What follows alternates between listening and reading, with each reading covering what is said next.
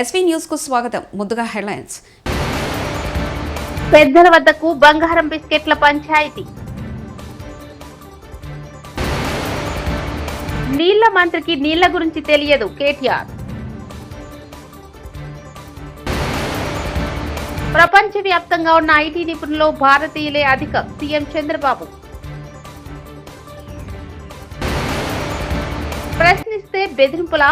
మీ భాష ఏంటి? బొత్స సీరియస్. బళ్ళారిలో సాయి కమాల్ జ్యువెలర్స్ లో బంగారం బిస్కెట్ల బాధితులు రోజు రోజుకి పెరుగుతున్నారు. యాజమాని జగదీష్ గుప్తా చేసిన మోసం పంచాయతీ పెద్దల వద్దకు చేరింది. ఇప్పటికీ 88 కోట్ల వరకు చెల్లించాలని లెక్కలు తేల్చారు.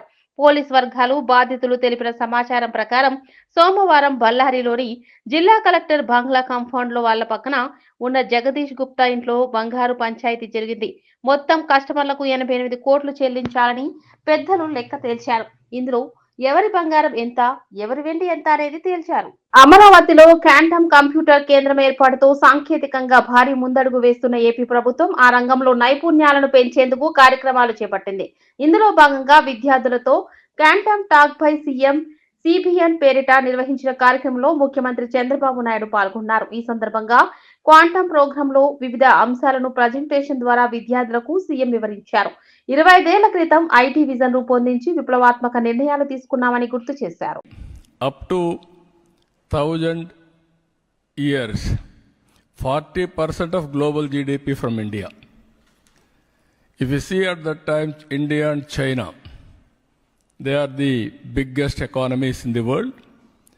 Then if you can go through continuously British invasion and then American independence, if you see here, before independence, America was very low wealth creator. Then from then onwards, late 1700, if you see here today, biggest economy in the world. This is where we had a problem. India's independence 1947. Because of that we started, but our policies, that is mixed economy or socialistic economy, all these things were become a big problem of growth. China has grown beyond. We have stalled there. China got independence 1970. Economic reforms they started 1978. We started 13 years later, that is 1991, economic reforms. If you see now, it is moving very fast. India's share of global GDP is approximately 4% in 2025. This is 4 trillion US economy. 4%. Now we have to think all these things. Fourth largest economy, around 9% I think. It is fourth largest economy. We have to calculate that. Next. If you see 2 revolutions, India is forced to miss. నీళ్ల మంత్రికి నీళ్ల గురించి తెలియదు. ఏమైనా అంటే నేను prepare అయి రాలేదు అంటాడు. ఇంకో మంత్రి నీళ్లలో వాటర్ అంటాడు. ఆయన గురించి చెప్పి వేస్ట్ అన్నారు కేటీఆర్. స్ఫూర్తితో మేము కొట్లాడతామని చెప్పి అధికార పార్టీ ఆగడాలను, అధికార పార్టీ అరాచకాలను అన్నిటిని ఎదుర్కొని, వాళ్ళ గూండాగిరిని, పోలీసు పవర్ను అన్నిటిని ఎదుర్కొని మీరు అద్భుతంగా వీరోచితంగా పోరాటం చేసినందుకు గట్టిగా చప్పట్లతో ఇక్కడ ఉన్న వాళ్ళందరూ మొత్తం నల్లగొండ జిల్లా మొత్తం వినబడేటట్టు వారికి అభినందనలు చెప్పాలని కోరుతా ఉన్నా.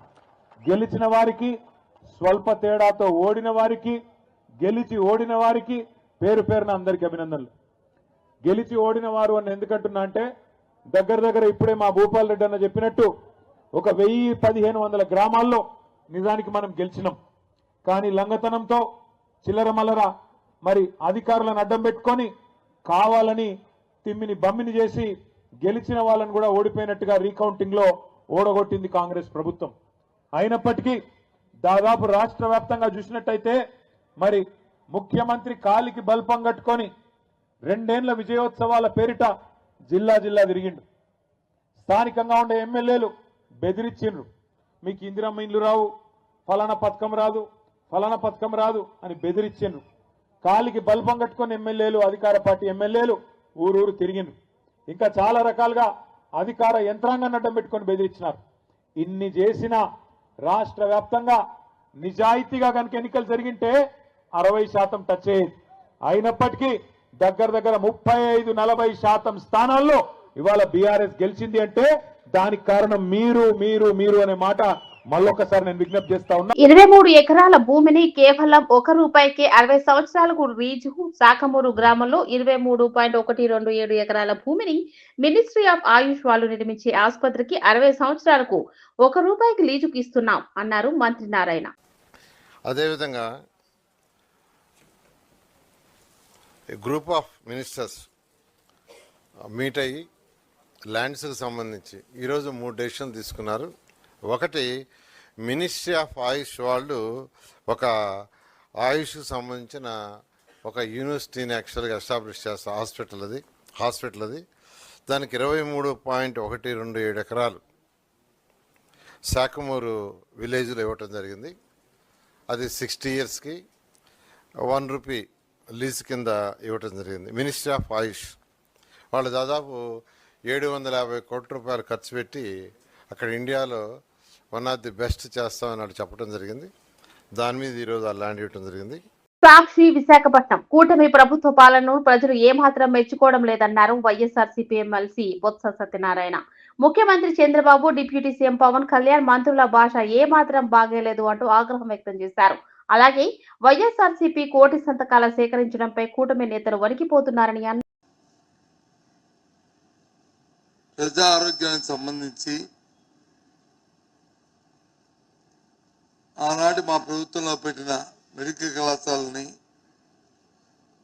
ప్రైవేటైజం చేస్తున్నారు. పీపీ మోడల్లో తీసుకొచ్చి లబ్ధి కోసం, స్వార్థం కోసం, అవినీతి కోసం కార్యక్రమం చేస్తారని చెప్పని ప్రజా అభిప్రాయ సేకరణని 1,00,00,000 సంతకాలు, 1,00,00,000 పైచీలకే 1,02,00,000 చిలుక సంతకాల ప్రజాభిప్రాయంతో వారికి సమర్పించడం జరిగింది. ఆ తదుపరి రాష్ట్రంలో ఉన్న దానికి సంబంధిత మంత్రి కానీ